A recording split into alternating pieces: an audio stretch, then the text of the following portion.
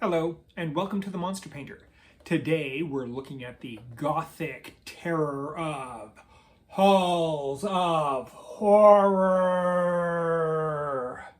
Halls of Horror is produced by none other than Games Workshop.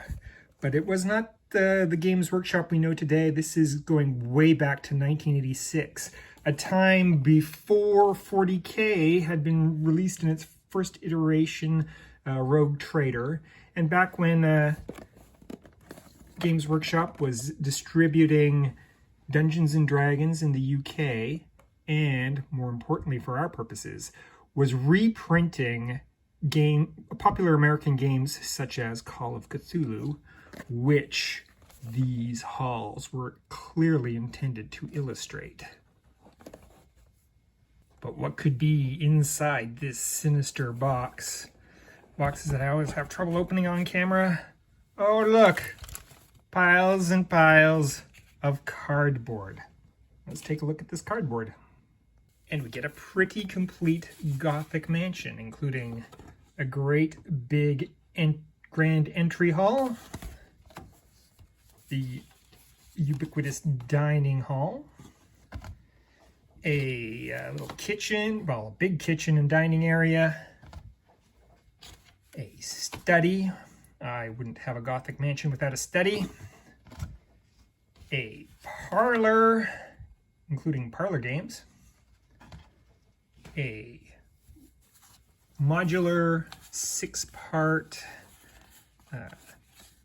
storage area, the cellar or the attic, going to be full of clues. A conservatory, it's a Gothic mansion, Victorian style. What do we get? Else do we get? We get some grounds, I guess. A couple of blank rooms, carpets, planks. We even get 2 bedrooms, a big one and a small one. Even bathrooms, a big one and a small one. But it's a Gothic horror. We need something more mysterious, and we get it. A dark laboratory or torture chamber or something. And the perfect place for all your sinister dark rituals. It's a very, very complete Gothic horror mansion.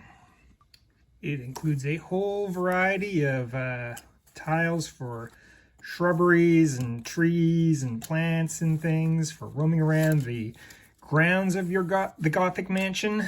Always handy.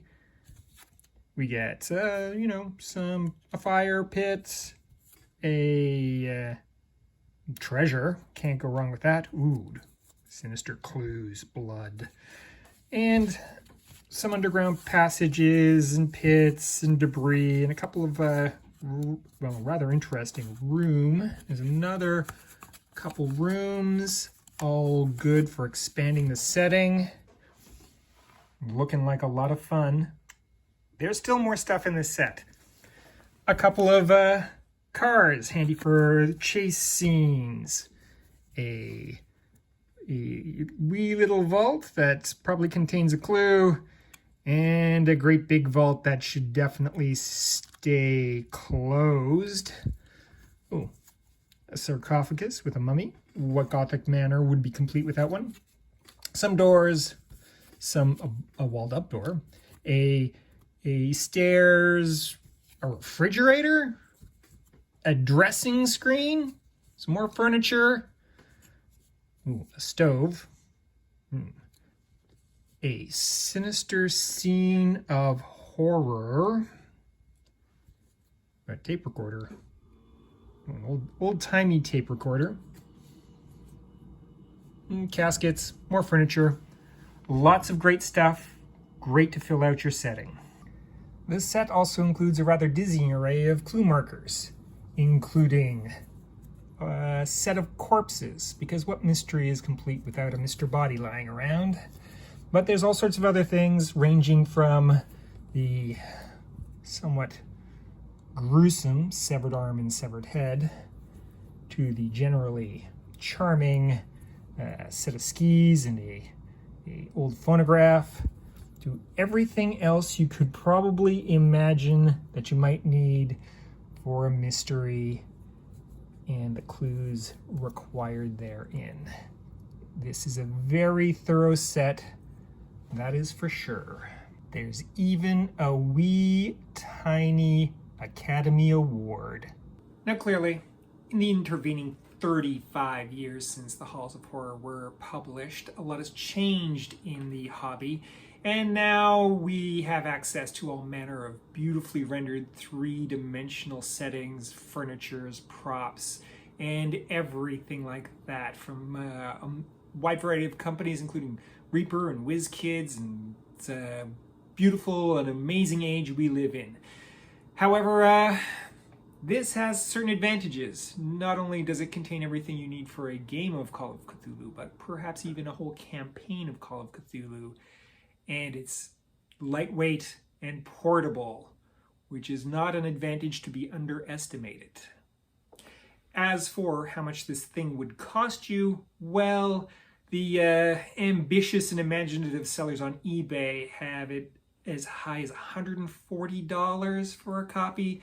Although with a bit of dedicated and patient searching, you should be able to get a copy for $20, $40.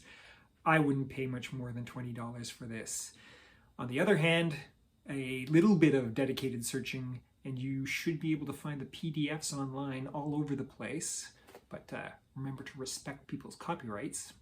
Overall, I think you could do a lot worse than the Halls of Horror, and if you want to add some Gothic 80s style charm to your campaign, this is definitely a good way to go.